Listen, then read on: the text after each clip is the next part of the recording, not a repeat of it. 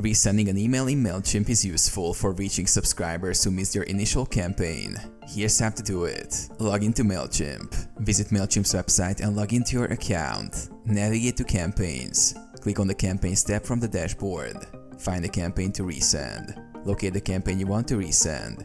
You can use the search bar or filter options to find it. Replicate the campaign. Click on the campaign to open it. From the campaign summary page, click the Replicate button. This creates a copy of the campaign with the same content and settings. Edit the replicated campaign. Open the replicated campaign.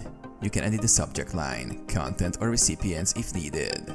Make any necessary adjustments to the email before resending. Choose recipients. In the To section, select the recipients for the resend. You can choose to send it to the same audience or a different segment. Send or schedule. After reviewing your changes, click Send to deliver the email immediately or schedule to set a specific time for sending.